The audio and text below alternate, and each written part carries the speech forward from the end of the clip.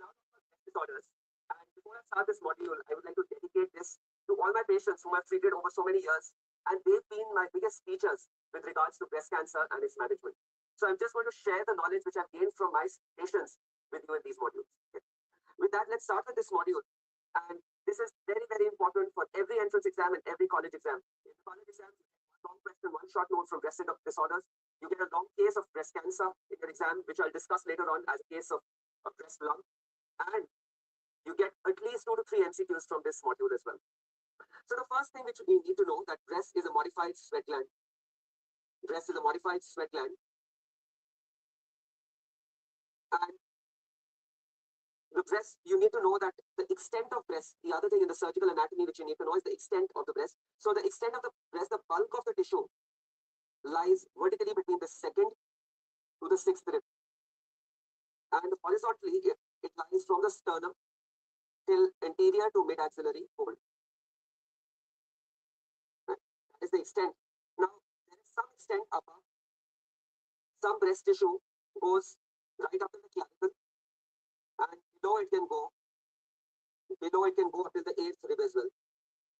Another thing which you need to know is the axillary tail of Spence.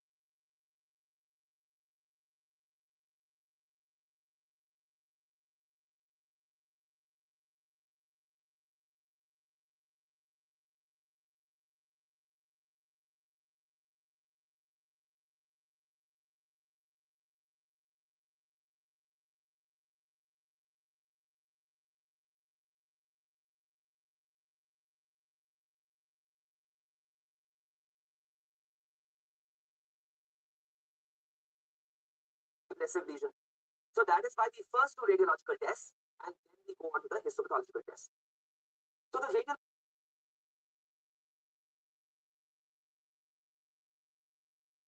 in the MLO, and you can even see the axilla in the MLO view. So these 2 points you should remember: more breast tissue and axilla are both appreciated in the MLO view. Let's look at these images here. Okay, let's look at the image. So you can see here that this one is a craniocaudal, whereas this one is a MLO. So see here, this is a craniocaudal view. We can't see the axilla. But this one is a medial lateral oblique view where the axilla is also visualized. You can even see the axilla. Right? And in the MLO view, I also want to teach you one more thing. This is where the nipple is. If I draw a perpendicular line from the nipple to the pectoralis major, right, muscle which you can see here, if I draw this perpendicular line, any lump which is above this line, any lesion which is above this line is in the superior part of the breast, and any lesion which is below this line is in the inferior part of the breast. So we even come to know what is the location of the breast lump when we are doing a mammogram and views which are carried out in these patients. The latest form of mammography, the latest technique which is being done these days is known as 3D mammography. It is known as 3D mammography or breast tomosynthesis. Right? And what is the advantage of 3D mammography or breast tomosynthesis? That this is more sensitive. This is more sensitive than a conventional mammogram, and it gives better results. It gives better results in dense breasts as well. So in young patients who have dense breasts, you can get better results here as well. So you get better results in patients with dense breasts also by doing a 3D mammography or tomosynthesis. Now, mammography can be of two types. You can either have screening mammography or you can have diagnostic mammography. You can have screening mammography or diagnostic mammography. In screening mammography, I want you to remember that this is the best screening modality for breast cancer. This is the best screening modality for breast cancer. It is not breast self-examination. Please don't make that mistake. Breast self-examination is a hopeless screening modality. There are multiple studies which have shown that by doing breast self-examination, there is no reduction in mortality. Okay, so yes, we do recommend breast self-examination, but it does not reduce mortality when the cancer is detected. Whereas mammography is the best screening modality, and by the use of screening mammography, there has been a 15 to 20% reduction in mortality because cancers are detected early. Right, so when do we start mammography? So mammography needs to be started at 40 years of age. Screening mammography, annual screening mammography needs to be done at 40 years of age. There are multiple guidelines that are available, and this figure has changed quite a lot. In between, it went up to 45, but the latest guidelines released by the American College of Breast Surgeons last year has said that annual mammography starting from 40 years of age is the best screening modality. It has to be done every year. So please remember this. This is the latest guideline. Another thing which this guideline said was that if there is a strong family history, in this patient, or if the risk of breast cancer, is more than 20% on GALE model or the BRCA Pro score, these are two risk indicators for breast cancer, right? So GALE index is one of the risk indicators which is most commonly used, a score which predicts what is the risk of developing breast cancer. So if on these scores, the risk is more than 20% or there is a family history of breast cancer, then we have to start screening by 35 years of age. Then we have to start screening mammography by 35 years of age. But if the patient has a BRCA mutation, this is a gene which we'll talk about later, if there's a BRCA mutation, or if the patient is a first degree relative, of patient with BRCA mutation, then we have to start screening at 25 years of age. Now at 25 years of age, mammography is not sensitive. Mammography is not sensitive. So at 25 years of age, we are going to start with MRI, which we'll talk about later. And once the patient attains 30 to 35 years of age, we can switch to mammograms then if the MRIs are all clear. But if the breast density continues to be high, we'll continue with the MRIs. So these are the latest screening guidelines according to the American College of Breast Surgeons.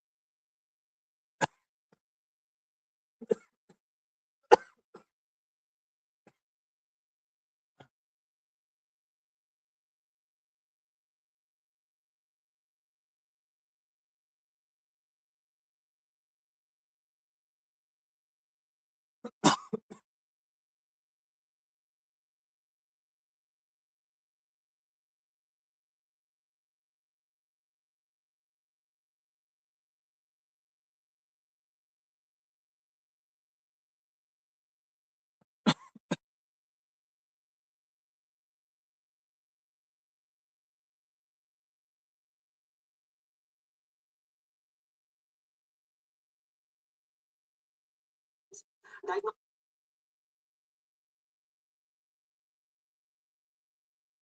mammograms will start after 40 years of age. Again, the two views which we discussed have to be carried out in these patients. Now, whenever we do a mammogram, we have to differentiate whether the patient has a benign condition.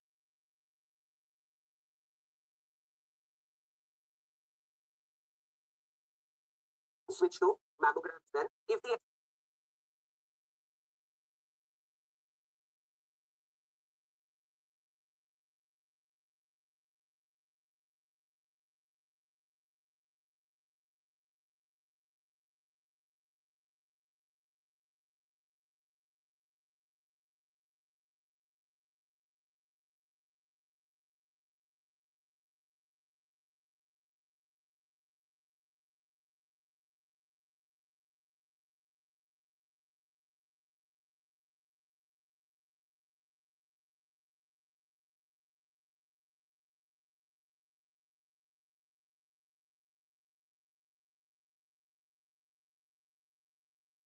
mammography is not sensitive, breasts are there, mammography is not sensitive. So at 25 years of age, we are going to start with MRI, which we'll talk about later.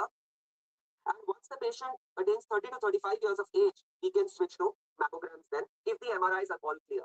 But if the breast density continues to be high, we'll continue with the MRIs.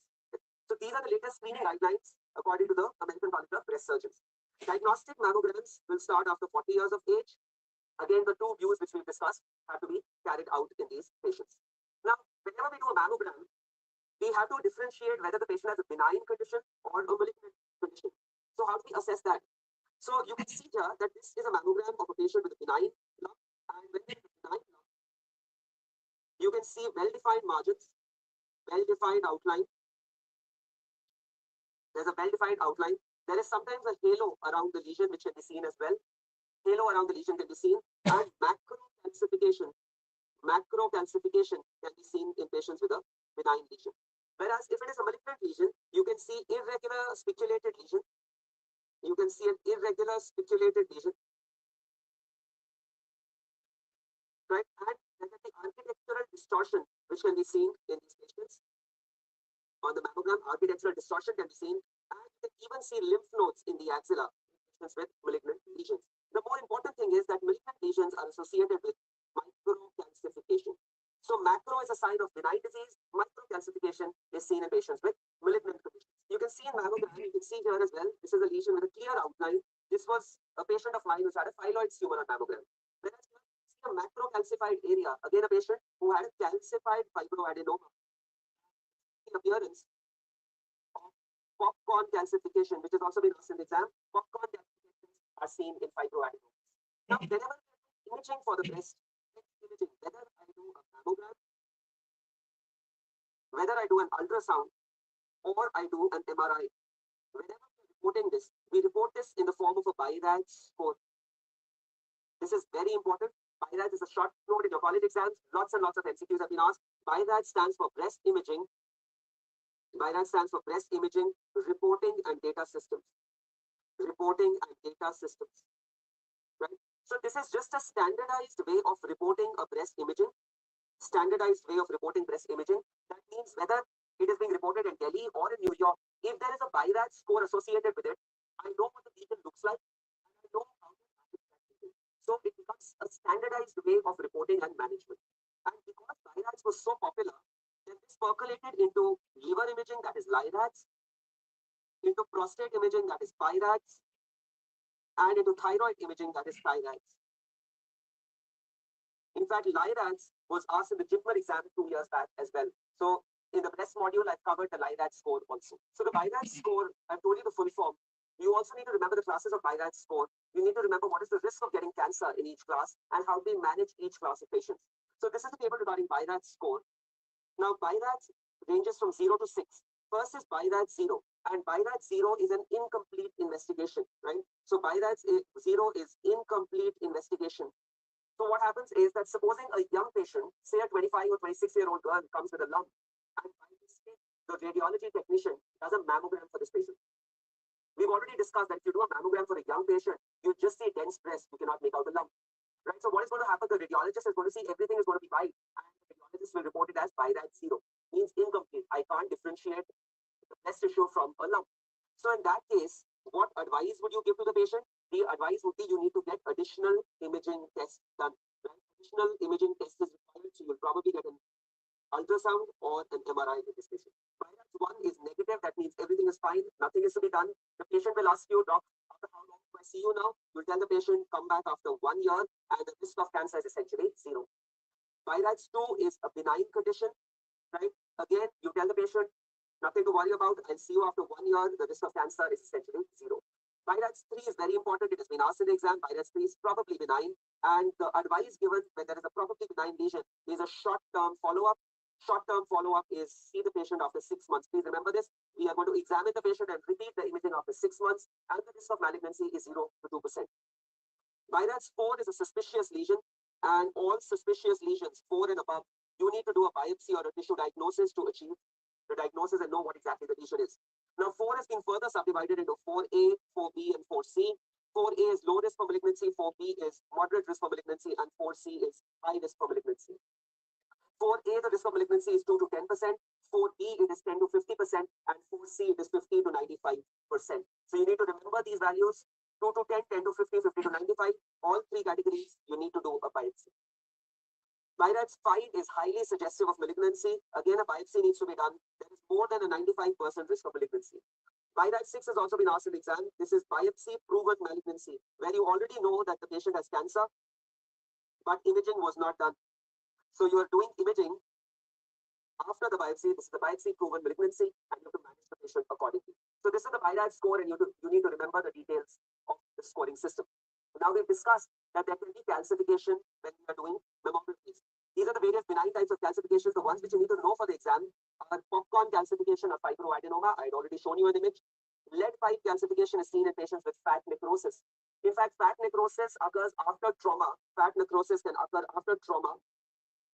So secondary to trauma. It can mimic a cancer. It can mimic a malignancy. But the good thing with fat necrosis is that it subsides with time and anti-inflammatory agents. So if you have a lesion that is subsiding over a period of few days, then it would be fat necrosis. But still, we do imaging, and if the imaging turns out to be suspicious, we will do a tissue diagnosis as well. Bruchel is seen in duct ectasia, and teacup calcification is seen in fibrocystic disease. The suspicious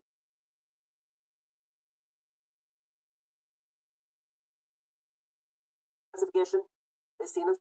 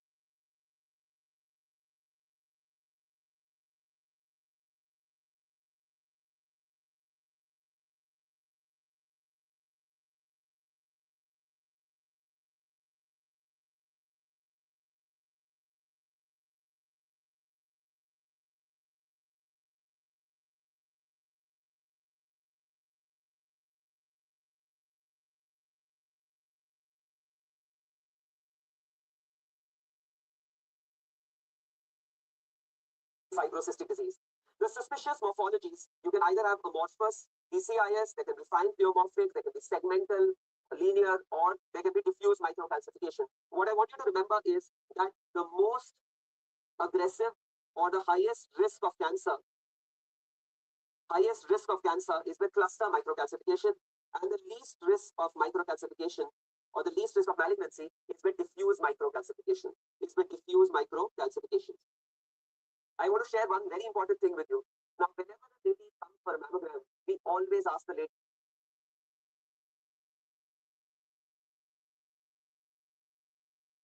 patients.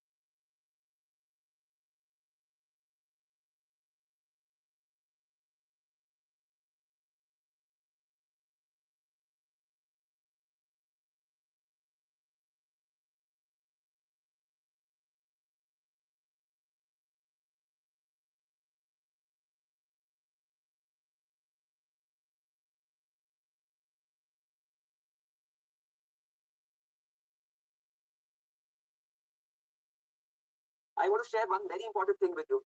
Now, whenever a lady comes for a mammogram, we always ask the lady if she uses talcum powder or not. Because there have been so many instances where a lady who's using talcum powder goes for a mammogram, and this talcum powder is going to show up as diffuse microcalcifications. And if you haven't taken this history and if you have not cleaned the breast before the mammogram, then you will tell the patient that you probably have a cancer. And the patient is going to freak out, right? It's going to cause so much of anxiety.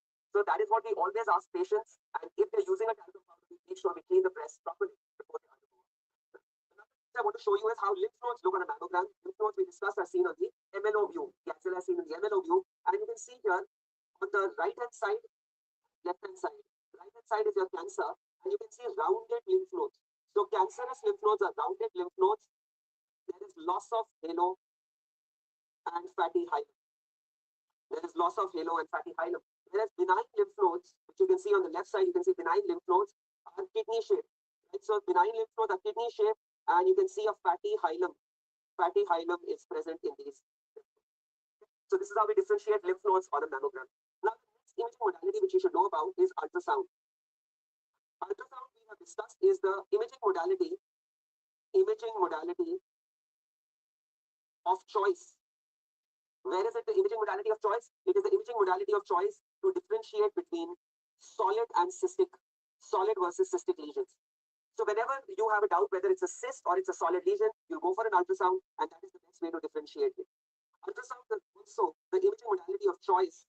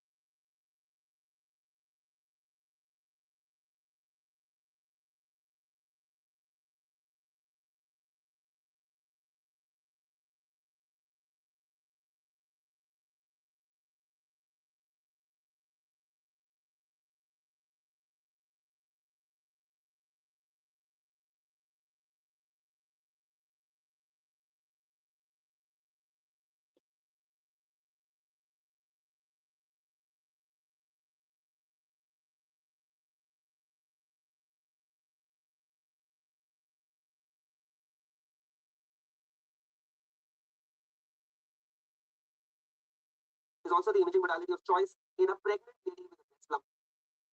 Pregnant lady with lump will carry out an ultrasound. This has been asked in the exam. And in young patients with dense breasts,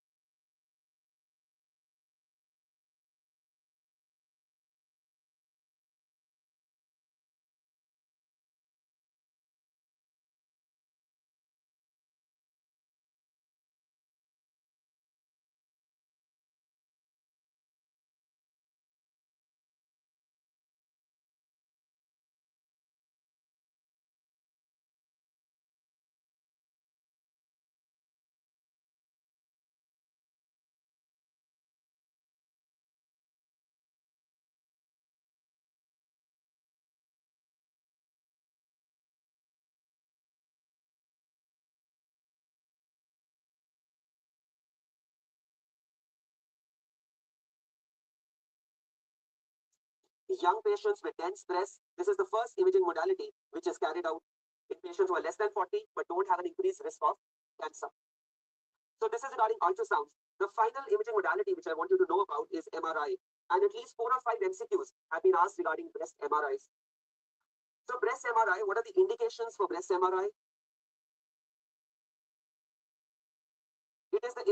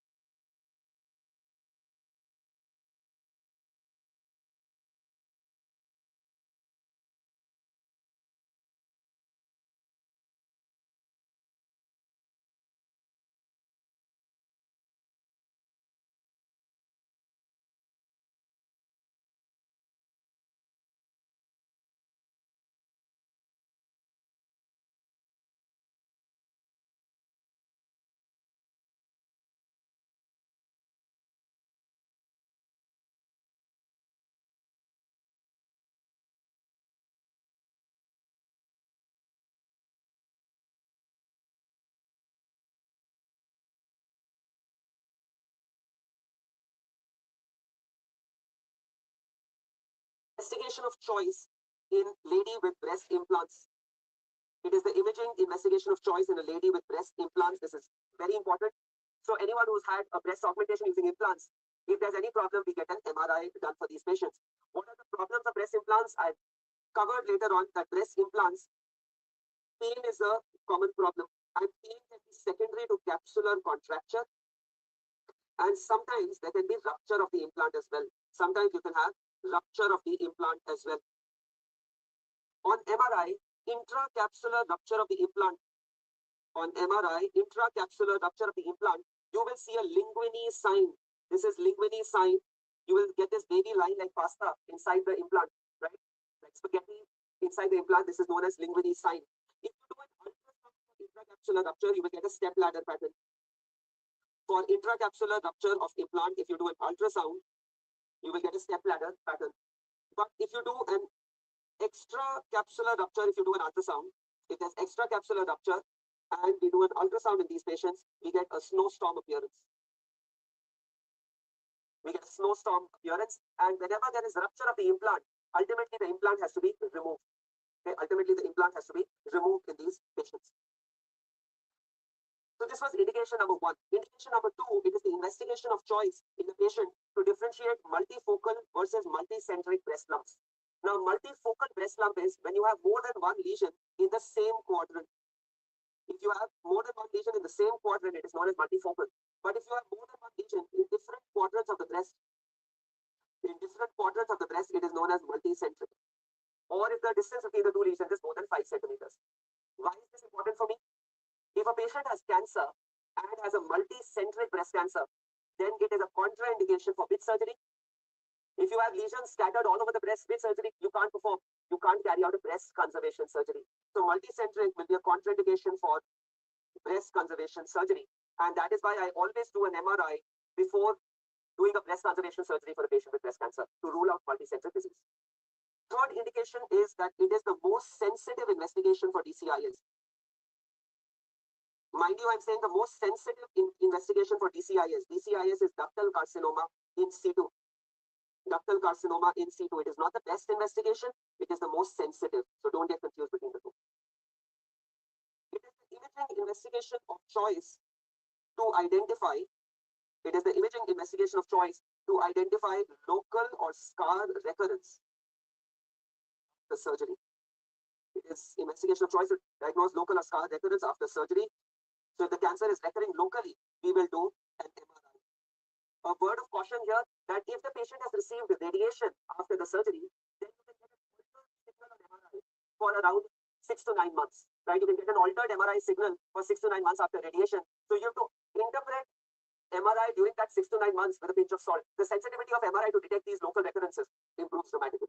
If we talk about distant metastasis, then the investigation of choice is a PET scan. But for local recurrence or scar recurrence, it is MRI. The next indication to carry out a breast MRI is in a patient with a suspected ductal lesion. In a patient with a suspected ductal lesion supporting a papilloma, but an inconclusive ultrasound. So supposing you have a patient where you're suspecting a ductal anomaly, a papilloma, or a DCIS, but the ultrasound is coming back as normal, there also we are going to do an MRI. And the final indication for breast MRI, it is a screening modality. It is a screening modality for young, high-risk patients. For young, high-risk patients, it is a screening modality. So both the criteria should be met, young and high-risk. So who are these patients who are young and high-risk and we need to do screening? If it is a first degree relative of patient with BRCA mutation, a first degree relative who does not want to get herself tested, who does not want to get tested for BRCA gene mutation, but supposing the mother had breast cancer, mother is BRCA positive, but the daughter says, look, I don't want unnecessary anxiety in my life, I don't want to get tested, but I don't mind get screening done. So that is one indication. Then a patient with a BRCA mutation, those who have BRCA mutations, patients with Lee-Fromedy syndrome, and patients with history of radiation exposure to chest wall. History of radiation exposure to chest wall. So these are the patients where MRI will start at 25 years of age, where we use MRI as a screening modality from 25 years of age. This is according to the latest guidelines issued by the American College of Breast Surgeons. But if you have a patient who has a risk of breast cancer, who has a risk of breast cancer of more than 15 to 20% on the Gale index or the BRCA Pro score, these I've told you are scoring systems which can tell us about the risk of the patient getting breast cancer. Gale index or the BRCA Pro score, this is one. And another one is a lady with a dense breast or a family history of breast cancer. Family history of breast cancer. Here, mammographies can be attempted, but if the mammography shows dense breast, then MRI can be done from 35 years of age here. So in these ladies, if mammography is showing dense breast tissue, we start doing MRIs at 35 years of age in these ladies.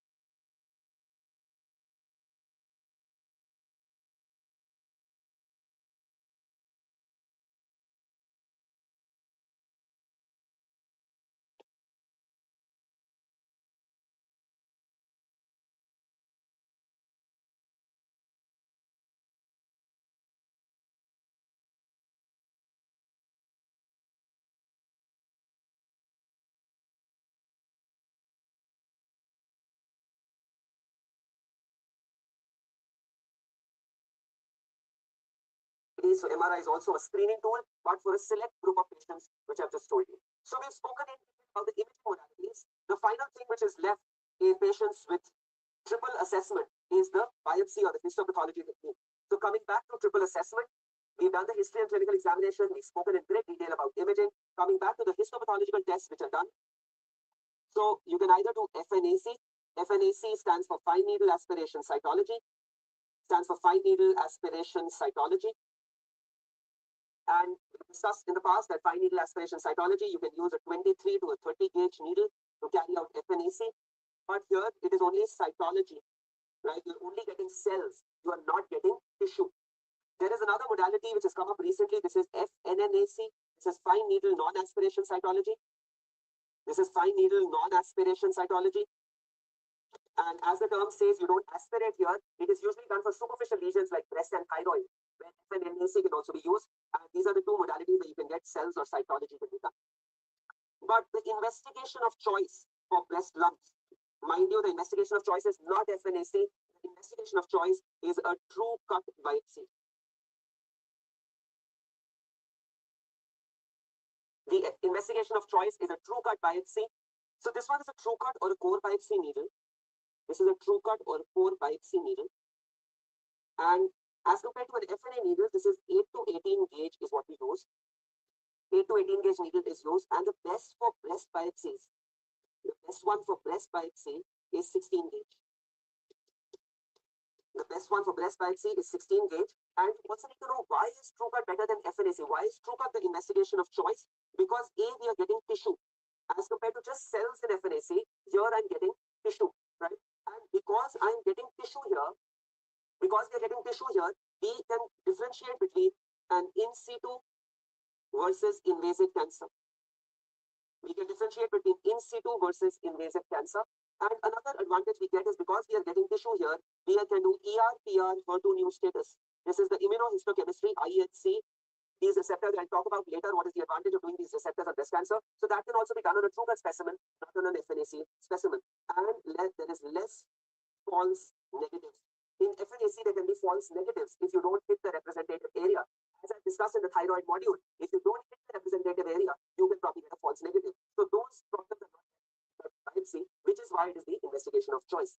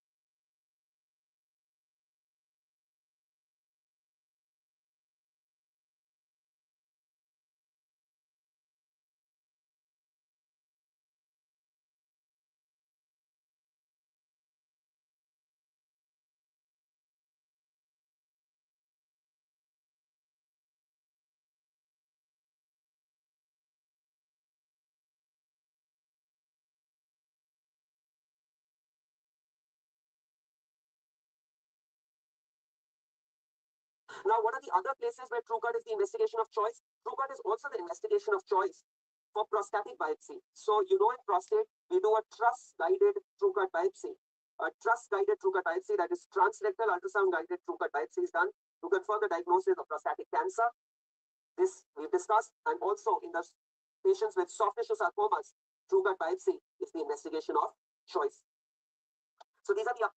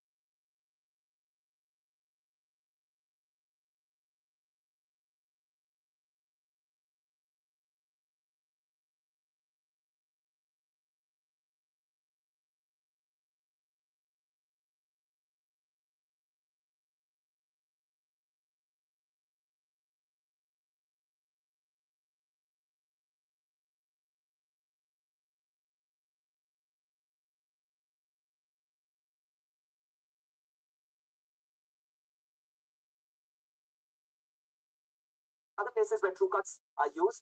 Now, another thing which I want you to know, whether TrueCut is an incisional biopsy or an excisional biopsy. Now, students often get confused between these two, and questions have also been asked in the exam regarding this. So let me tell you a very simple concept of how to remember whether a biopsy is an incisional biopsy or an excisional biopsy, and I'm sure if you watch this concept, you'll never forget it for the rest of your life. So how to differentiate between incisional and excisional biopsy? Well, this is your favorite chocolate, which is there. At least it's my favorite chocolate. So I have this chocolate with me, and if I'm really hungry or I'm really stressed because of something, I can have the entire bar in one go. And if I have the entire bar in one go, that is an excisional biopsy of that chocolate, right? So if you remove the entire swelling, that is an excisional biopsy. But if I'm not hungry, or if I have to share this with someone, then I'll just have to have a few pieces of this. So if I break this up and if I just take a chunk of that bar of chocolate, that is an incisional biopsy, right? So if you remove the entire lesion, that's an excisional biopsy. If you just remove a chunk of it, that is an incisional biopsy, right? So if you look here, in a TrueCut biopsy, I'm just taking a chunk of the tissue. So this is an incisional biopsy technique. Similarly, this is a punch biopsy instrument. This one is a punch biopsy instrument. And punch biopsy also, I'm just taking a small chunk of the tissue. Just taking a small chunk of the tissue. This is usually used for skin tumors and for Paget's disease. And this is also a type of an incisional biopsy. Okay. Now, the gold standard technique, again, coming back to that triple assessment, the gold standard for a breast lump is excisional biopsy. The gold standard is excisional biopsy. Okay. Now, what is the choice and gold standard? This is another question which students ask me commonly. So look, gold standard is one which will give you the diagnosis 100% times. So if I do an excisional biopsy, I will come to know what is the nature of the lesion. But it might not be the most feasible investigation to do. What do I mean by that? So supposing I get a patient from a village, she has a lump in her breast, and she comes to me and says that please remove the lump. Right? No, I don't want to biopsy, remove the lump. Well, I tell her, it looks like a suspicious lesion, could be cancer. Let me do a biopsy and confirm the diagnosis first. She says, no, my village elders have told me that if you do a biopsy of our cancer, it starts to spread even rapidly. This is a very common problem which we face in the clinics, right? We try to convince her, but she does not understand. And she says, no, you do the lumpectomy. I'll see what the consequences are. I'm ready to face the consequences. So I do the lumpectomy. It turns out to be cancer now. Now, if it turns out to be cancer, I will have to reoperate her. Why? Because I did not address the lymph node in the first sitting. So this patient now requires second surgery as well, which would have been avoided if I would have done a TrueCut biopsy beforehand. Right? That is why TrueCut biopsy is the investigation of choice. But if you have an inconclusive TrueCut biopsy, then you have to proceed with an excisional biopsy of the lesion. So this is the triple assessment for a breast lesion, where we discuss the clinical examination, the radiological findings, and the histopathological investigations which are to be done.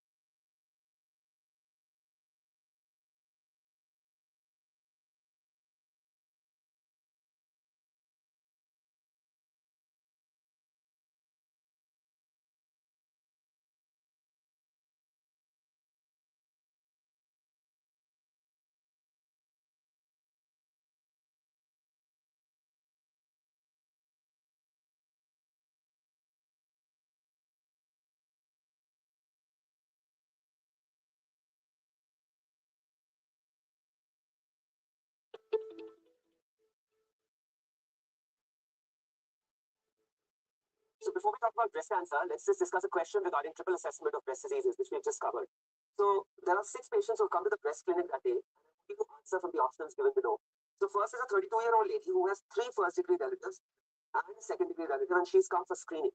So in this case, when you have multiple family members who've been affected with breast cancer, and there is a young patient who comes to you for screening, the best choice is an MRI. You have a 55-year-old lady who underwent a breast conservation surgery 3 years back and is now experiencing some hardness in the region of the skull. Again, for skull recurrence or local recurrence, MRI is the best. You have a 22-year-old lady with a firm mobile lump in the breast.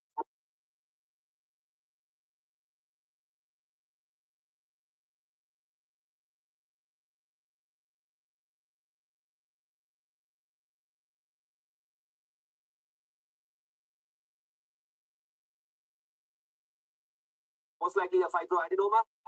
And we've already discussed that imaging techniques have to be done first. When you do for a lady who's less than 40 years of age, you carry out an ultrasound. That's correct. A 42-year-old lady with a BIRADS 4B lump. We've discussed that BIRADS 4B is a suspicious lump. And 4B we only got to know on a mammogram. So now we're going to proceed with trocar biopsy, which is the investigation of choice for breast lumps. You have a 38-year-old lady who has breast implants and is complaining of pain. Again, MRI is the investigation of choice for patients with breast implants. And you have a pregnant lady with a right breast lump in the second trimester. We'll carry out an ultrasound. This was a practical application of triple assessment we've just discussed. Let's talk about breast cancer now. So breast cancer, you know that breast cancer is the most common cancer amongst Indian women now. The incidence is rising fast. So currently 1 in every 21 Indian ladies breast cancer, right? That's the current incidence, but it's said that by 2025, it will be 1 in 8 Indian women, right? So that's quite high. Now, for any cancer, there are certain risk factors. Similarly, there are risk factors for breast cancer as well. So what are the risk factors for breast cancer? I just said you one statement. This you don't need to utter during your viva. You don't need to write it down anywhere. This is just for your understanding. I want you to understand that breast cancer is a hormone-driven cancer. Breast cancer is a hormone-driven cancer. That means more the hormonal exposure, more will be the risk of this cancer. So if you keep this statement in the back of your mind, it will be easier for you to remember the risk factors. The first risk factor is increasing age. As the age increases, the cumulative exposure to estrogen is increasing. And that cancer. Other risk factors are early menarche.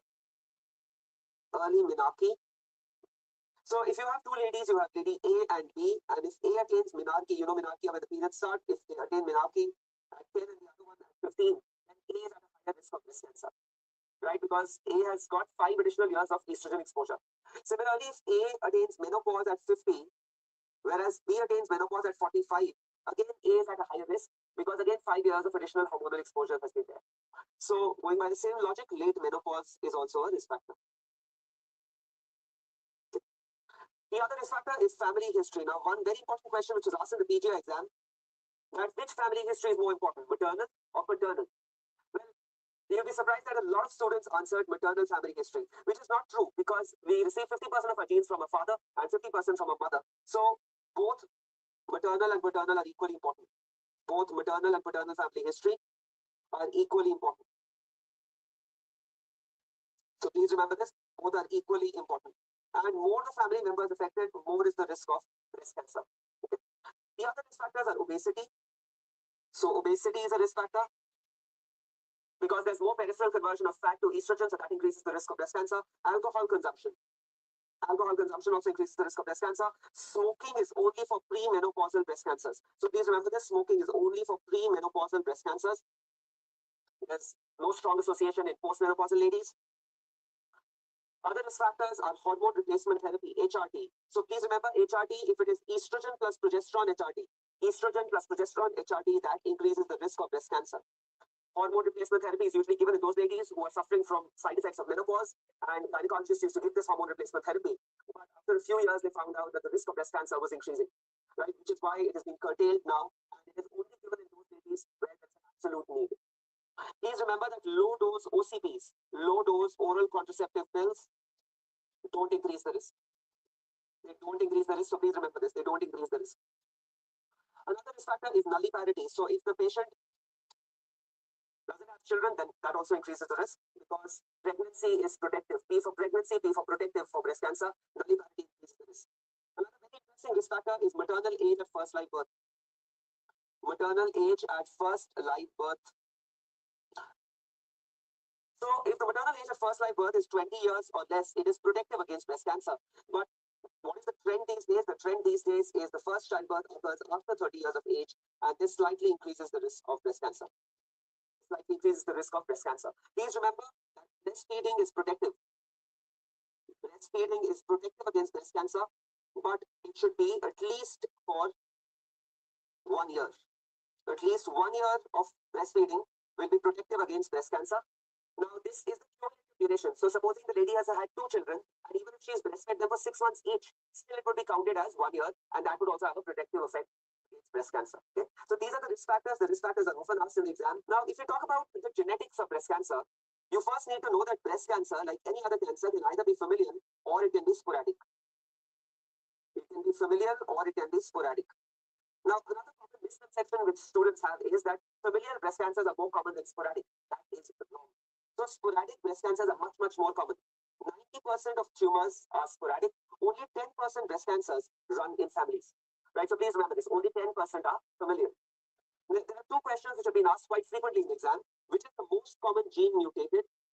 Most common gene mutated in breast cancer, and the most common gene mutated in familial breast cancer. In familial breast cancer. So these are 2 different questions. Both have been asked in the exam. The most common gene mutated in breast cancer, I just told you that sporadic breast cancer are 90%, and the most common gene mutated in sporadic tumors is P53. But familial breast cancer, the most common gene mutated is BRCA1. So please remember these 2 statements. You have to read the question. If they're asking overall, then it is P53. But if they're asking familial breast cancer, then the answer is going to be BRCA1. This brings us to the next topic. We have to talk about these BRCA genes. And a lot of questions have been asked regarding this BRCA gene. You know, it became popular when Angelina Jolie was detected with a mutation of this gene, and she underwent certain surgeries to reduce her risk. We'll talk about that in some bit, but you should know that BRCA genes, you have BRCA1 and you have BRCA2. It has been asked in the exam which chromosomes are they present on. BRCA1 is on 17q, BRCA2 is on 13q. So BRCA1 17q, BRCA2 13q. And you need to know that BRCA1 increases the risk of breast, ovarian, colorectal, primary peritoneal, pancreatic, male breast cancer, and prostate cancer. So these are the various cancers which both BRCA1 and BRCA2 can predispose to. Both BRCA1 and BRCA2. What is important to know is that which gene has a higher predisposition for which cancer, right? Now, breast cancer, as I've already told you, it is BRCA1 more than 2.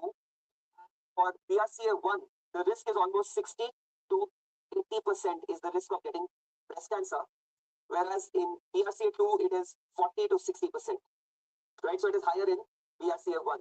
Even ovarian cancer, the risk is 20 to 40% here in BRCA1, whereas it is 10 to 20% in BRCA2.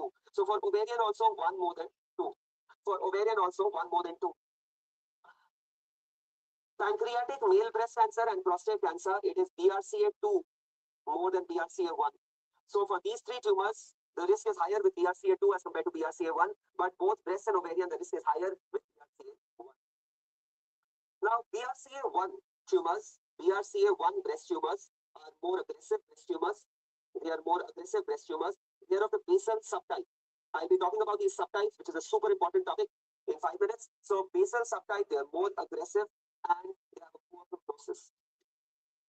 Another question which has been asked 2 times in the last 5 years, what is the most common histology of BRCA1 tumors? And the most common histology is medullary carcinoma. Medullary carcinoma, this question has also been asked in the exam. BRCA2 tumors are of the luminal subtype. They are of the luminal subtype, but they are poorly differentiated. Might be of the luminal subtype, they have a better prognosis, but usually poorly differentiated. Better prognosis as compared to BRCA1 tumors. Okay. So this was a summary of BRCA genes which you should know about. Now, if any lady has this BRCA mutation can predispose the patient to HBOC syndrome. What is HBOC syndrome? HBOC syndrome is hereditary breast and ovarian cancer. Hereditary breast and ovarian cancer syndrome. So HBOC, hereditary breast and ovarian cancer syndrome. Now, anyone who has this HBOC syndrome The first degree relatives need to be screened. The first degree relatives need to be screened for BRCA mutations. And this is how Angelina Jolie got screened, because her mother and her aunt had this faulty gene, and they both had cancers. They're ovarian, so she also got screened for the BRCA gene, and she was found to have a BRCA mutation.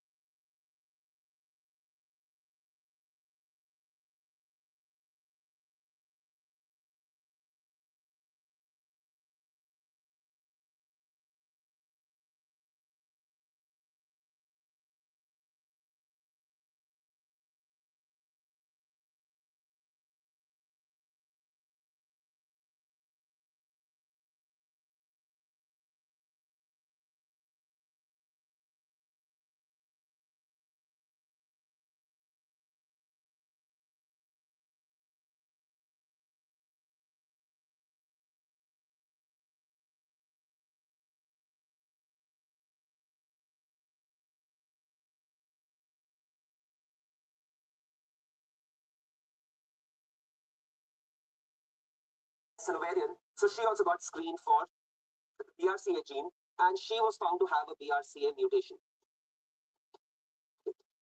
Now, when a lady is detected with a BRCA mutation, the lady has to go in for genetic counseling, and she meets an oncologist to evaluate her risk. Okay? So similarly, Angelina Jolie also went to her oncologist to discuss that. Now, look, I've tested positive for this gene. What should I do? So the oncologist said that first you have to make certain lifestyle changes. So the oncologist told Angelina Jolie certain lifestyle changes are required. The first one, weight reduction. She said, well, I don't require this too much. So weight reduction is the first one, which you have to advise to these patients. Second is regular exercise. She was getting enough exercise. Third one was difficult, give up smoking and alcohol. Give up smoking and alcohol consumption. And because these gene mutations are usually detected in young patients, young and high-risk patients, we have already discussed, young and high-risk patients need to undergo MRI screening. So this is the advice, these are the lifestyle changes which you advise to a lady with a BRCA mutation. Now, Angelina Angelina Jolie also asked her oncologist, well, this is fine, but are there some ways where I can reduce my risk of getting cancer? So the oncologist said, yes, there are certain risk reduction techniques as well. There are certain risk reduction techniques also which are there. So Angelina Jolie or any patient who has this mutation is told about these techniques. Now, the first thing which Angelina Jolie chose was a bilateral prophylactic mastectomy. She underwent a bilateral prophylactic mastectomy. Right? And this was around the time when I was doing a fellowship in America. She got a mastectomy done. She came out into the recovery room. She clicked a selfie and posted it all over the internet. And that triggered off what is known as the Angelina Jolie effect.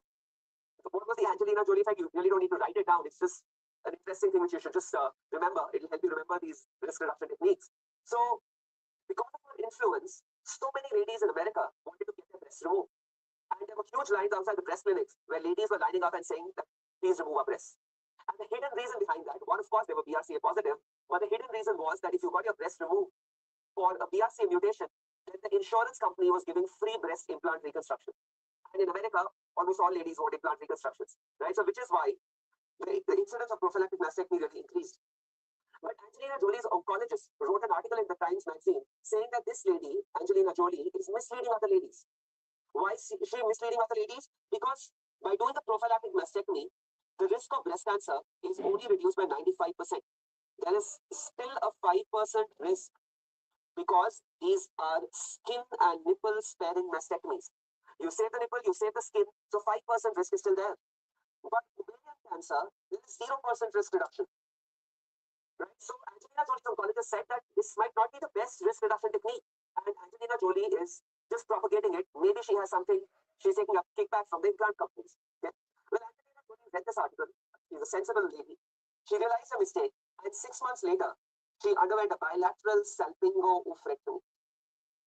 This is the second risk reduction technique, bilateral salpingo-oophorectomy. Some people call it RRSO as well, risk reduction salpingo-oophorectomy, risk reducing salpingo-oophorectomy. So the advantage of RRSO is that it reduces the risk of ovarian cancer by 90%. Now, what might happen if removing the ovaries, why not 100%? Why just 90%? Well, there is a difference of primary peritoneal cancer and fallopian tube stump cancer, where you've tied the fallopian tube. There also there is a 10% risk of cancer. Okay. So you need to understand that ovaries are the source of estrogen. So if you're removing the source of estrogen, the risk of breast cancer is also reducing by 50%. So that is regarding RRSO. The best time to get salpingo-oophorectomy for a lady is after completion of family. After completion of family, but before 40 years of age. But before 40 years of age, this question has been asked in the DNP and the All India exam. You should remember the best time for RRSO. The third risk reduction technique is in the form of SERMs, selective estrogen receptor modulators, and you know the most famous of them is tamoxifen. Now, tamoxifen reduces the risk of breast cancer by 47%. So this is an additional modality which can be used to reduce the risk of breast cancer in patients with BRCA mutations. So this was regarding the genetics of breast cancer, which you should know about. You should also know that breast cancer, there are 4 quadrants in the breast. You have the upper outer quadrant, you have the lower outer quadrant, you have the upper inner quadrant, you have the lower inner quadrant.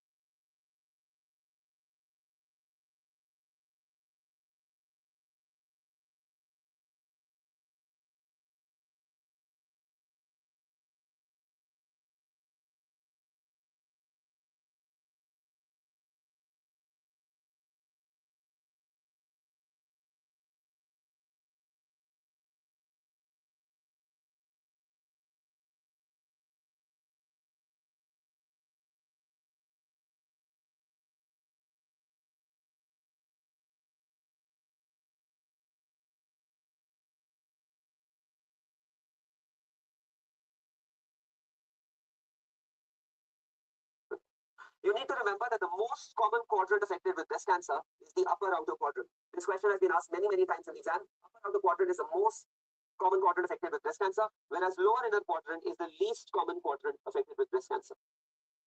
So both questions have been asked in the exam. You should be aware of this. This is another thing which is commonly asked. Let's now talk about the pathology of breast cancer. Now, pathology has been discussed by Dr. Ila in her modules as well. I'm just briefly touching upon this because I want to discuss the molecular subtypes of breast cancer as well. So if we talk about the pathology of breast cancer, the most common type of breast cancer is IDCNOS. What do we mean by this? This is invasive ductal carcinoma. This is invasive ductal carcinoma. IDC stands for invasive ductal carcinoma. And NOS for not otherwise specified. Not otherwise specified. So IDC NOS, infiltrating ductal carcinoma, not otherwise specified, is the most common type of breast cancer. It means that there are certain special types as well. So the special types of infiltrating ductal carcinoma are tubular, mucinous, and medullary.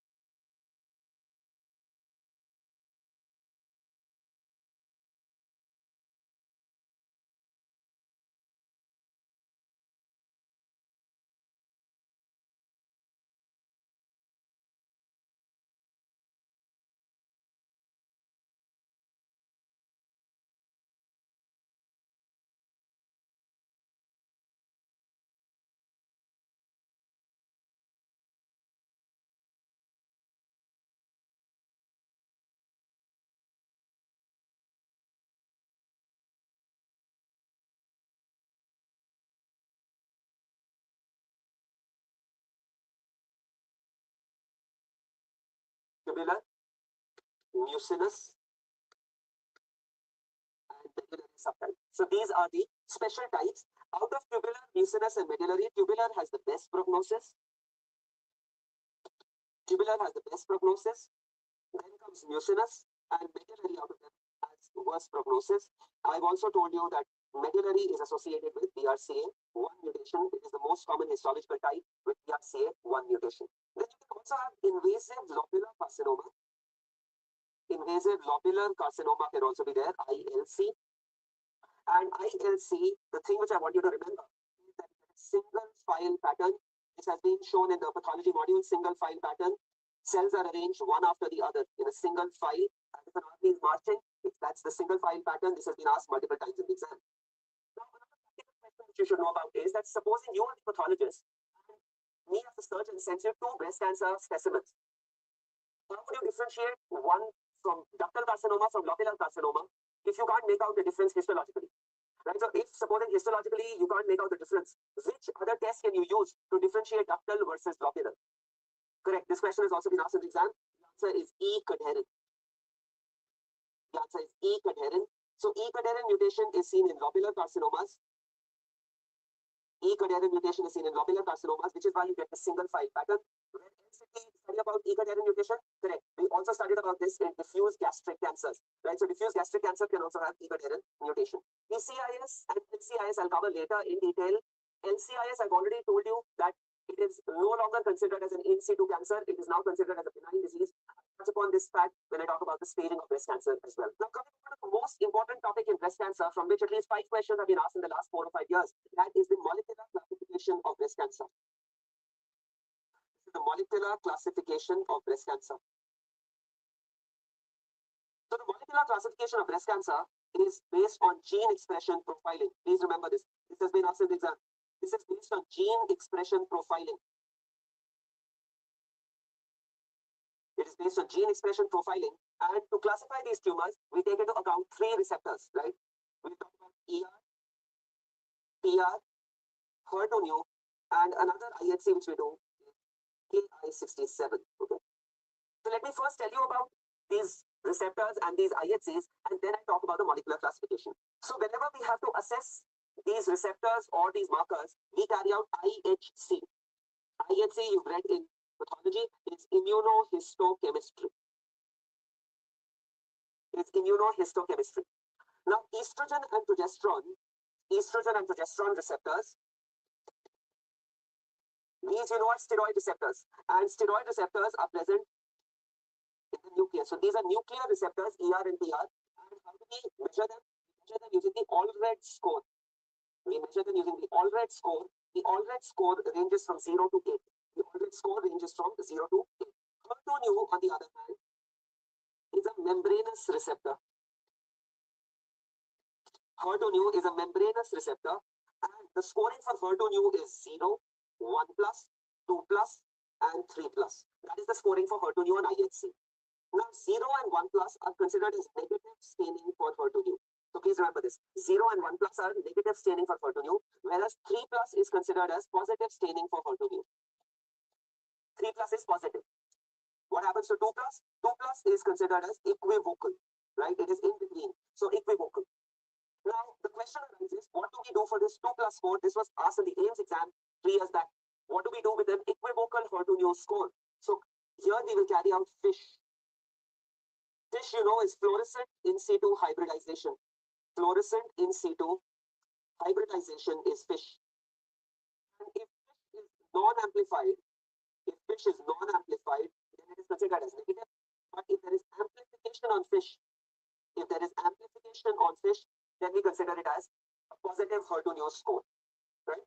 Then it is considered as a positive HER2/neu score. So you should remember this for the exam. Ki67 is a proliferation index marker.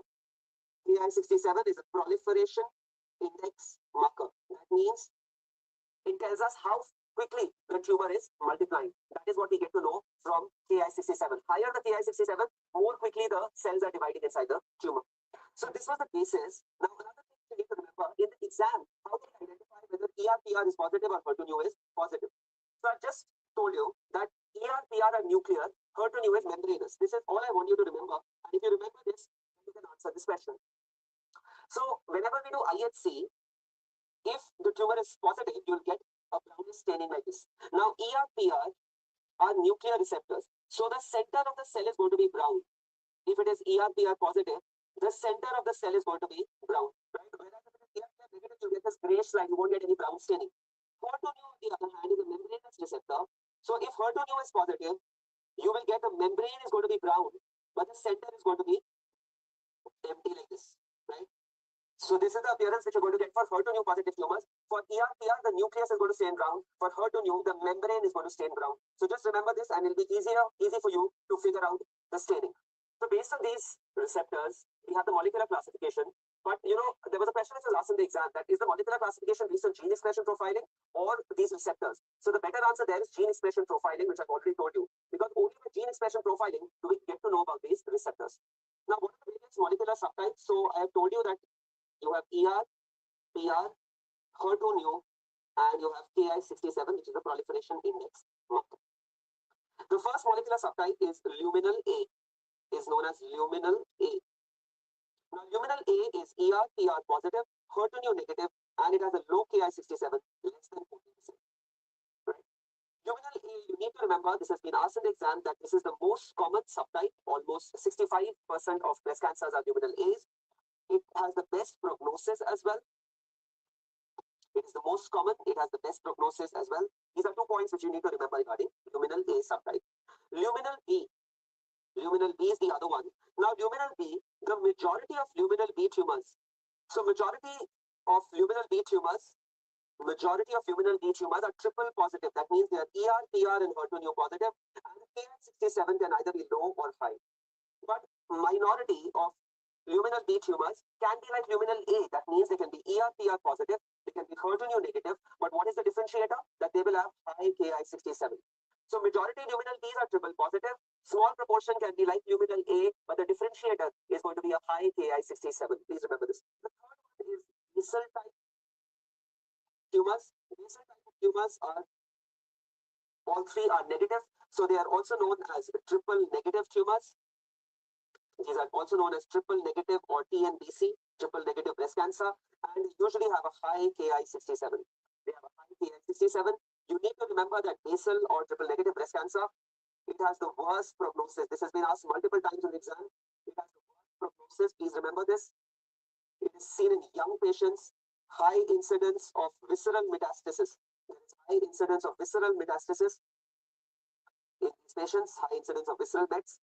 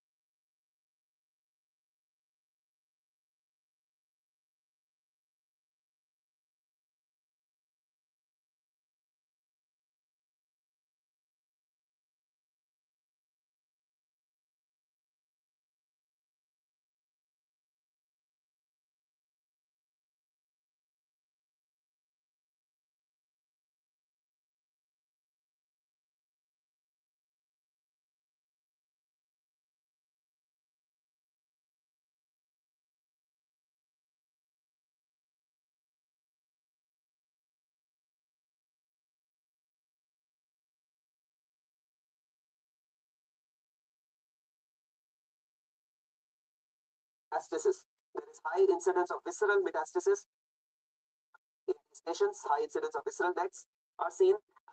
These patients also exhibit the TNBC paradox.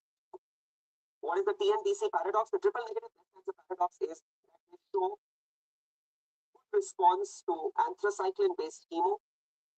They show good response to chemo upfront, chemo initially, but they usually relapse. Not all of them, but they usually relapse in 1.5 to 2 years.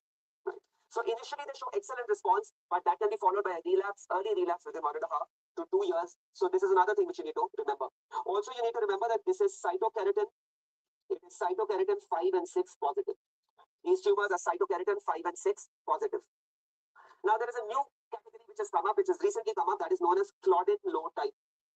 That is known as Claudin low type. Initially, this was considered as unclassified category, but now there is this new category which you should know. It is Claudin low type of tumors. Now, Claudin low type of tumors are also triple negative. Claudin low is also triple negative, but the difference between basal and Claudin low is that Claudin low will be cytokeratin 5 and 6 negative. So they don't express cytokeratin as well, unlike the basal type of tumors, but Claudin low is also triple negative, and Claudin low will also have a high Ki67. The final molecular type is HER2 new enriched. HER2 new enriched. HER2 new enriched, as the name suggests, is ER/PR negative. It is HER2 new positive, and it can have a low or a high Ki67. Now, one more statement which I want you to remember here is that since the advent of Herceptin, Herceptin you've read in pharmacology is trastuzumab, which is a targeted agent against HER2 new. Since the advent of Herceptin or trastuzumab, prognosis of HER2 new positive tumors has improved. Prognosis of HER2 new positive tumors has improved dramatically since the advent of Herceptin or trastuzumab. So this is regarding the molecular classification of breast cancer, which you should know about. It is very, very important. So we've discussed the pathology of breast cancer as well. And for any cancer, I want you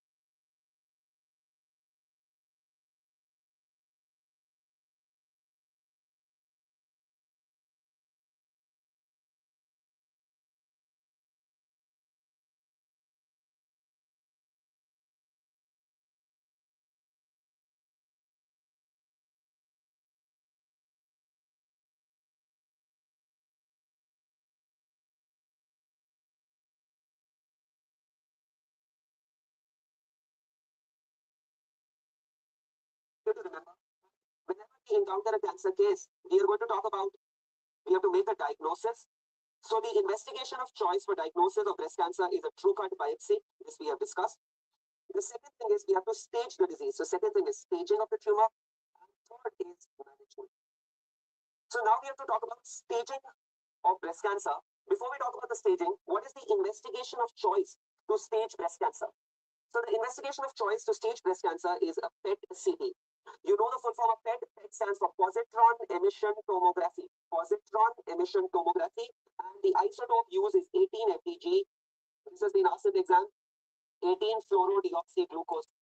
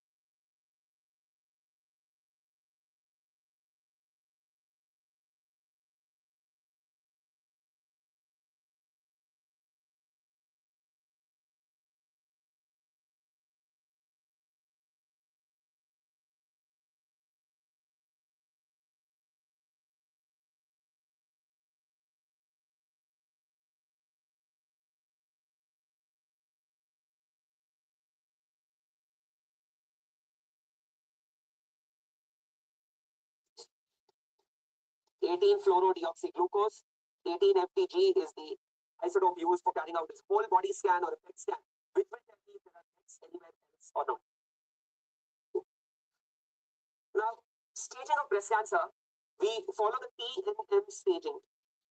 We follow the TNM staging for any tumor. Before we talk about the TNM staging for breast cancer, I want you to know that there are certain prefixes which are used in the TNM staging. So you already know that T is for the tumor. It is for the tumor size or the depth depending on the cancer.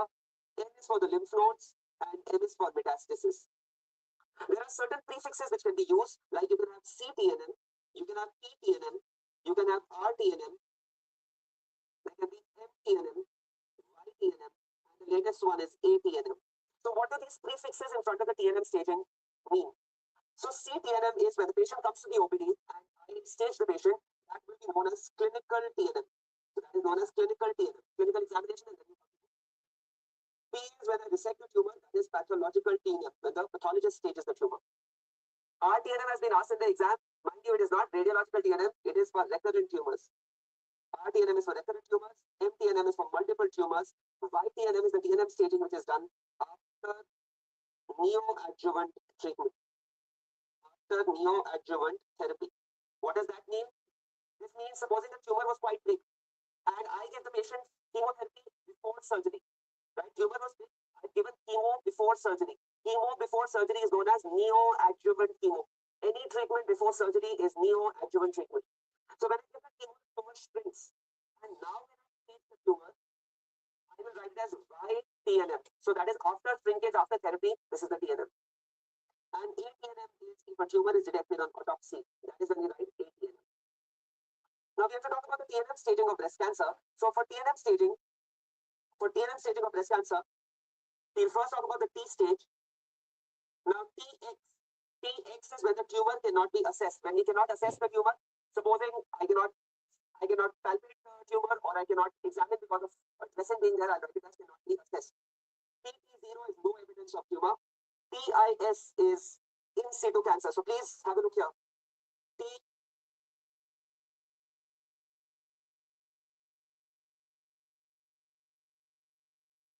In situ cancer. So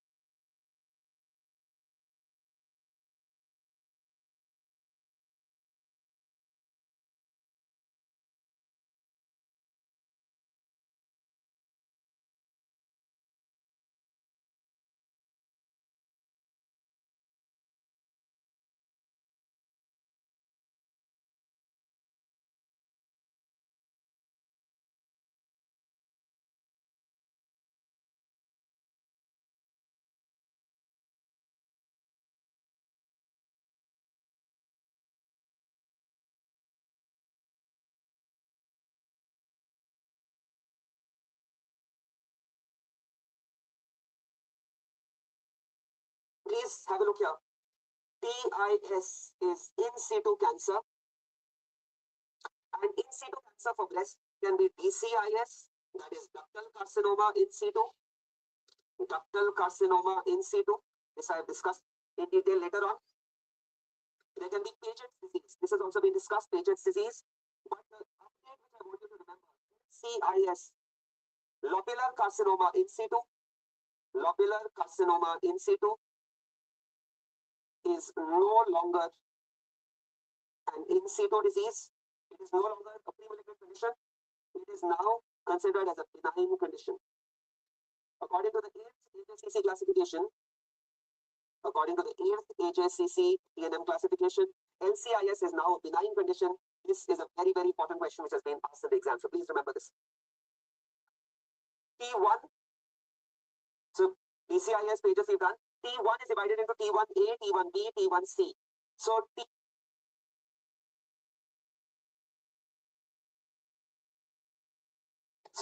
DCIS pages is now a benign condition. This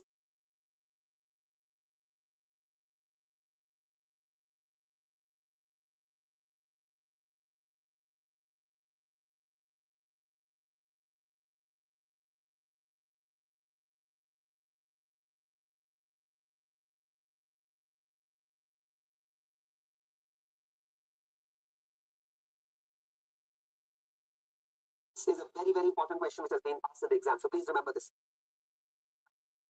T1. So DCIS pages we've done. T1 is divided into T1A, T1B, T1C. So T1A is tumor more than 1 millimeter but less than 5. T1B is more than 5 but less than 10.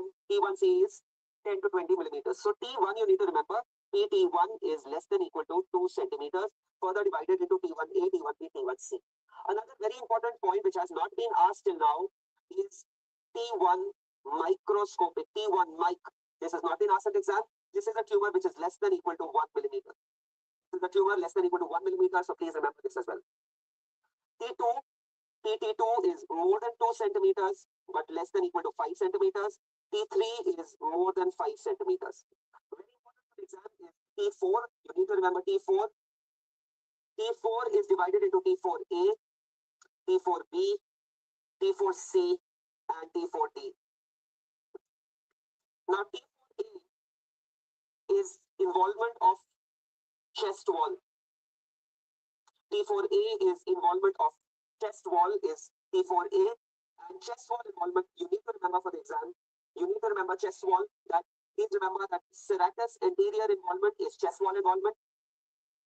Serratus anterior ribs involvement is chest wall involvement. Intercostal muscle is chest wall involvement. But pectoral muscles, pectoralis muscles is not considered as chest wall involvement. Very, very important question. I've been asked at least 4 or 5 times in the exam. So serratus anterior ribs, intercostal muscles are chest wall involvement. Pectoralis is not chest wall involvement. Similarly, B is involvement of skin. Is involvement of skin, and you need to know that for the orange PDO is skin involvement. Ulceration is skin involvement, and satellite nodules are skin involvement. Satellite nodules are skin involvement. What is not considered as skin involvement? I've already told you. Dimpling and retraction. Dimpling and retraction are not considered as skin involvement in breast cancer. T4C is A plus B, that is skin and chest wall involvement. T4D is inflammatory breast cancer. T4D is inflammatory breast cancer, and this has the worst prognosis. This has the worst prognosis amongst all breast cancers. T4D is when there is extensive PDO or body orange involving the breast, and you have inflammatory breast cancer that has the worst prognosis amongst all breast cancers. Yeah. So this is regarding the T stage. Now moving on to the nodal staging. The nodal staging, again, N0 are no lymph nodes, NX when the lymph nodes cannot be assessed. When the lymph nodes cannot be assessed, that is NX. N1 is the presence of mobile axillary lymph nodes. N1 is mobile axillary lymph nodes. N2 is divided into N2A and N2B. N2A is the presence of fixed or matted axillary lymph nodes. Fixed or matted axillary lymph nodes is N2A. N2B is internal mammary lymph nodes. Internal mammary lymph nodes in absence of axillary lymph nodes. In absence of axillary lymph nodes, that is N2B. N3 is divided into N3A, N3B, and N3C. N3A is infra.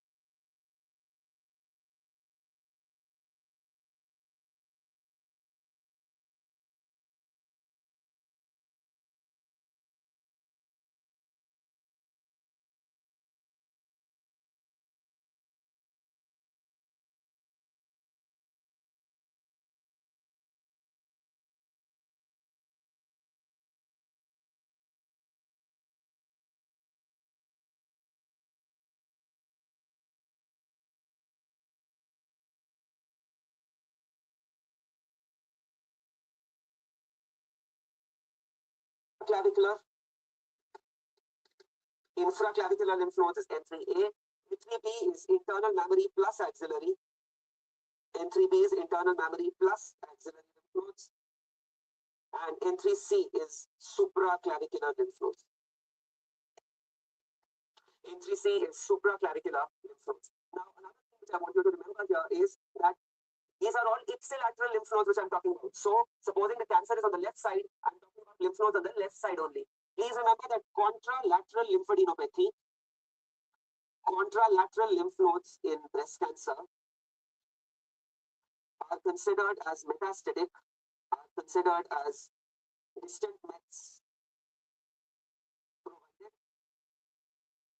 no tumor on the other side. Provided there is no tumor on the other side. So supposing if there's a patient with left breast cancer, but there are right axillary lymph nodes, it would be considered as metastatic, provided the right breast doesn't have a tumor. So this is a very important statement. You can get a practical clinical question based on this. M0 is no distant mets. Mx when the distant mets cannot be assessed, and M1 is the presence of distant metastasis. Very important 5 questions which are asked here in the exam quite frequently. First question is most common site of distant mets from breast cancer. Most common site of distant mets from breast cancer. The answer is bones. Answer is bones. It is not lungs. It is not brain. Answer is bones, asked many times. Second question, which bones? Which bones? Please remember the vertebral column. The vertebral column. Vertebral column is more frequently affected than femur. Why the vertebral column? So this question has also been asked. Why the vertebral column? It is due to the Batson's plexus of valvulus veins. Batson's plexus of valvulus veins. Batson's plexus of valvulus veins are the ones which give rise to these lumbar metastasis or vertebral metastasis. Which vertebrae? Which vertebrae? This is again very clearly writes lumbar more common. So please remember there is no confusion here. Bailey clearly writes lumbar more common than thoracic. And bony metastasis in breast cancer, osteolytic, that means bone destroying, is more common than osteoblastic. Osteolytic metastasis are more common than osteoblastic metastasis. These 5 questions have been asked multiple times in exam. Now, when I cover prostate cancer, you will see that prostate cancer also, same 5 questions are asked. But there's just one difference. So most common site of distant metastasis, prostate also is the same. Bones. Again, which bones? Vertebral column. Why the vertebral column? Batson's plexus. Which vertebrae? Lumbar vertebrae. The only difference is that prostatic metastasis to the bones are more commonly osteoblastic as compared to osteolytic. More commonly osteoblastic as compared to osteolytic. Now, one which I want to tell you regarding breast cancer staging, there are certain terms. The first term is isolated tumor cells. Isolated tumor cells or ITCs. Now, isolated tumor cells is a cluster of cells which is less than 2 millimeter, less than 0.2 millimeter cluster, or less than 200 cells. Or less than 200 cells is known as isolated tumor cells. Another term is micrometastasis. Micrometastasis. So micrometastasis is a cluster of cells more than 0.2 millimeters but less than equal to 2 millimeters. More than 0.2 millimeters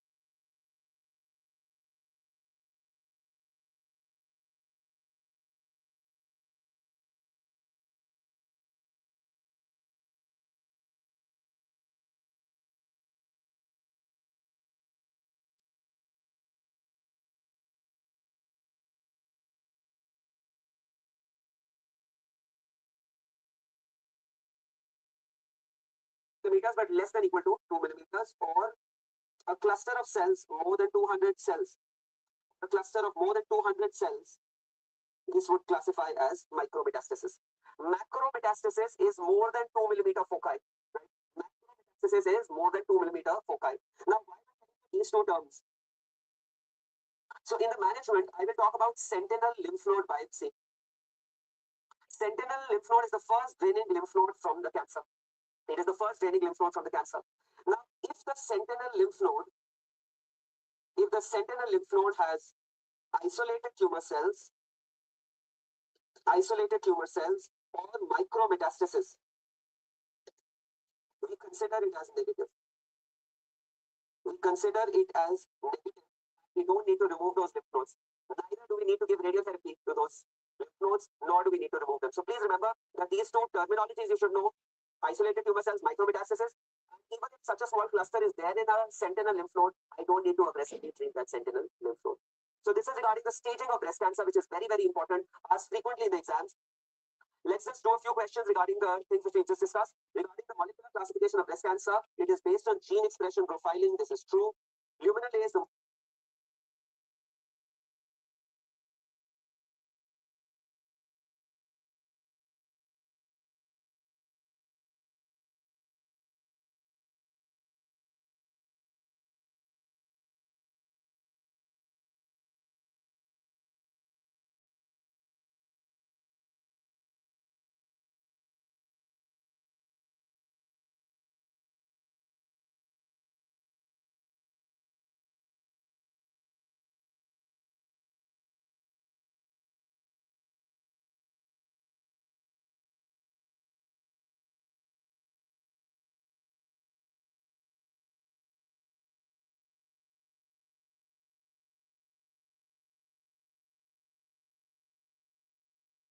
most common and has the best prognosis. This is also true.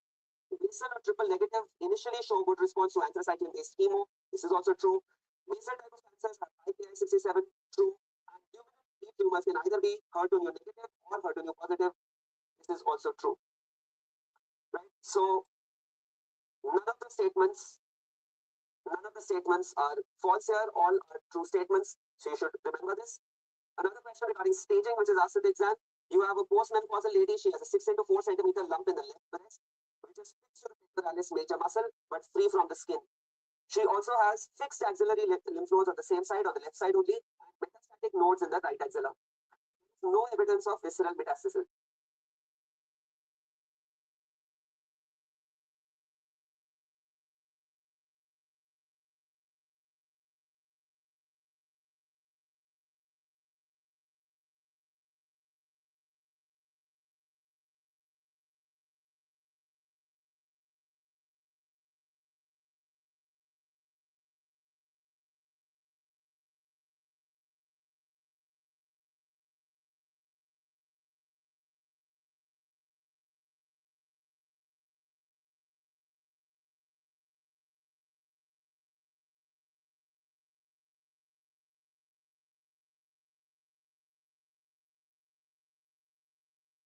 What is the T stage?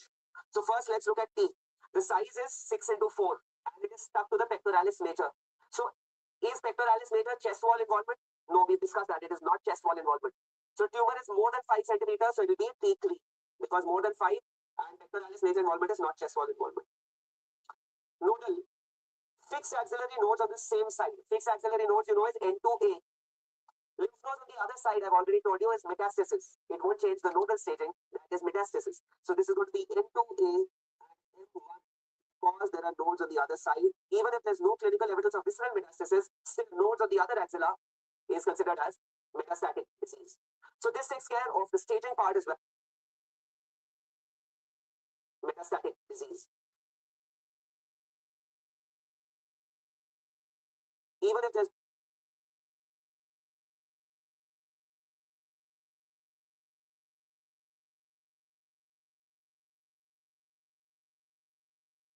no clinical evidence of visceral metastasis, still nodes on the other axilla is considered as metastatic disease. So this takes care of the staging part as well. In the next module, I'll start with the management of breast cancer.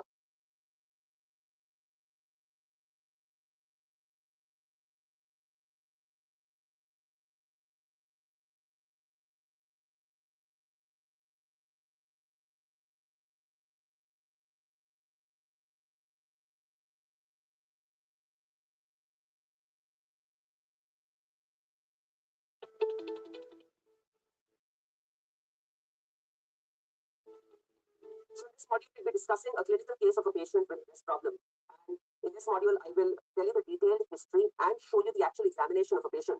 So this is not only going to help you for your final year exams, but also it would help you to reach to a differential diagnosis and how to stage a patient and how to manage the patient given a clinical scenario for your upcoming next and IMI CED exams as well. Okay? So for final year students, all these clinical cases which I'm discussing, whatever points in history I'm discussing, I want you to note them down because this is a template when you're taking your history. And even if you follow these points, you will be good enough to pass your practical exam.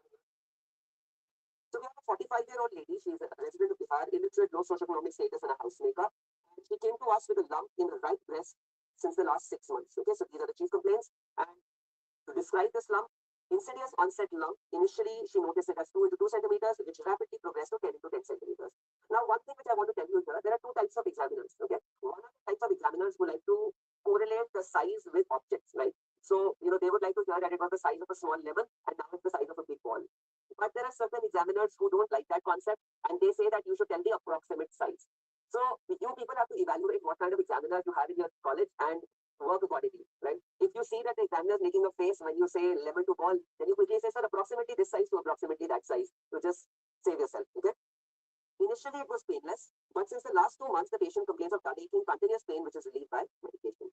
Now, 2 months back, there was a history of ulceration. You can see the image here. There was a huge ulcer which is formed, which ulcer discharge. The ulcer progressively increased to the current size of 7 to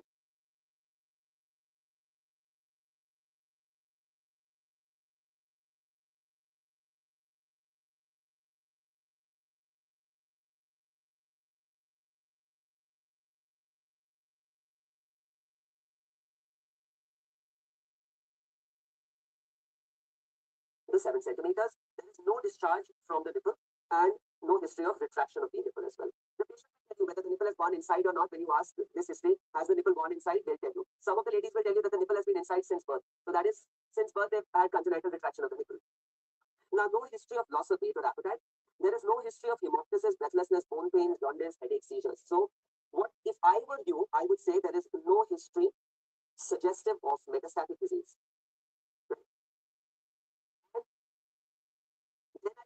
Then examiner asks me, what are the histories that you will take which are suggestive of metastatic disease, right? So when you know something in this viva, you have to guide the viva to areas which you know about, and those are your strong points, okay? So when you know that you have to ask about hemoptysis, breathlessness, jaundice, bone pain, just say no history suggestive of metastatic disease, and then let the examiner ask you, tell me which all history did you take. So you'll get an additional point there. Okay? There are no disturbances, no history of intake of oral contraceptive pills, no history of comorbid conditions or any addictions. She attained menopause 5 years back. Minaki was at 12. She's had 3 children, all were breastfed. Last child was 20 years back. No history of breast cancer, ovarian, or colorectal malignancies in first degree relatives. So whenever you're taking a family history in a patient with breast cancer, you have to ask about breast, ovarian, and colorectal cancer in first degree relatives. So this was our history. At the end of history, if I have to summarize my patient is a 45-year-old lady who's had a rapidly progressive breast lump which was ulcerated since the last 2 months, and she's having foul smelling discharge. Okay, so that is the summary. Just by the history itself, the examiner might ask you, what is your impression? So given the age of the patient and how rapidly the lesion has progressed, it must have already set alarming bells ringing in your mind that it is probably a case of a malignancy, right? So you can tell the examiner that this is my patient and I'm thinking on the lines of malignancy, right? But I would like to do an examination before I can confirm my diagnosis and I can get to my final diagnosis. Okay? So examination, you have a middle-aged postmenopausal lady. She's moderately built and nourished, conscious, cooperative, well-hydrated.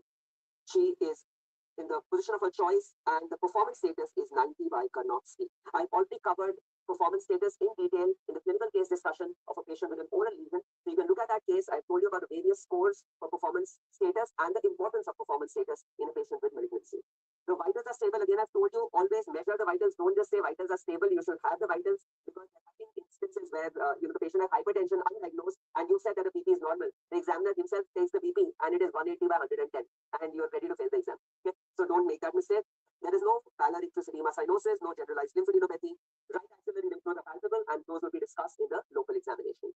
So this was the case. This is an image of the patient. On examination, you always start with the normal side first. Whenever you have a paired organ, you always start with the normal side first. If even on the side of the lesion, you start with an area where the patient is not going to have pain and then come to the actual area where there is pain. You cause pain last to the patient. Okay? Otherwise, the patient will not allow you to examine. So